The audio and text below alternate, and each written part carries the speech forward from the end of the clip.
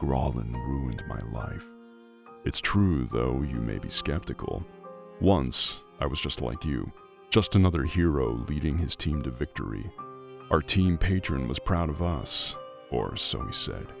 He entered us in competition after competition, pitting us against the fiercest heroes in the land, and each time we'd come away with victory. Everything changed after Graulen, though. But before we get to that, let's back up and I'll tell you how we got here. A few days ago, a week at the most, a new heroic competition was announced. Hardy heroes would plumb the depths of the dwarven ruins and face down the mighty Graulen. His treasure hoard was known to hold vast riches in the form of mark artifacts, which, when yielded by the right heroes, grant unimaginable power. My team and I had faced Graulen before and come away victorious. However, the fiend had licked his wounds, bided his time, and returned stronger than ever. Today, we'd be facing down a much greater foe. Winning the trophy and the mythic shards prize would be no small feat. My team hadn't been idle in the weeks since our last encounter either.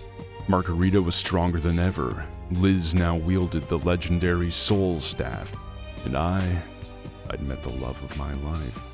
The pride of the Wizard's Eye clan, Slaville. They said that she could knock the wings off a Baravian blood bat from 2,500 meters, and I didn't doubt it.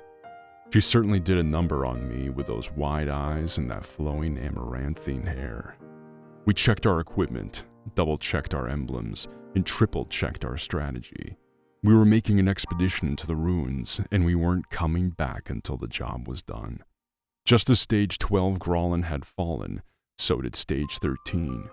While I did my best to project confidence in our mission to the team, I'll be honest with you, it should have been a lot easier than it was. And we still had to complete 6 more stages to have a chance of winning the competition and pleasing our patron. Still, there was nothing to be done but forge onward.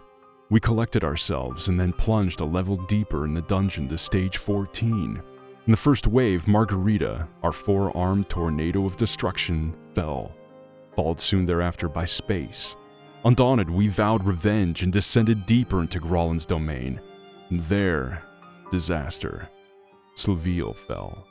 My heart broke as my fury raged. Graulen would be mine this day. Then Liz sacrificed herself to make sure I made it to the Devil's Lair. I fought as fiercely as I could, but in the end, I fell as well. For the first time, I was truly scared. My patron is not a forgiving man, and he would deal with failure more harshly than even Graulen. After we fell, our patron sent healers to restore our vitality, and they bade us re-enter the lair and try again. 3 times more we did this, with each attempt worse than the last. Finally, after healing once more, he sent us back to the city, our fates undecided. We'd brought shame on our house. What would our patron do? Surely he would see that now was the time to untie his purse strings and purchase this team more training or the formidable weapons that we'd need to finally vanquish Graulen. Instead, the boss brought us together, addressing me. "Valentin," he said, "you were always my favorite." I looked around and saw that none of my teammates could look me in the eye. "But there is no room for failure in this business, and your leadership has taken this team as far as it can." The sinking feeling in my stomach became a torrent of bile, and I felt close to throwing up. He continued, "The team will require a new leader, and I will require you return the power that I have granted to you."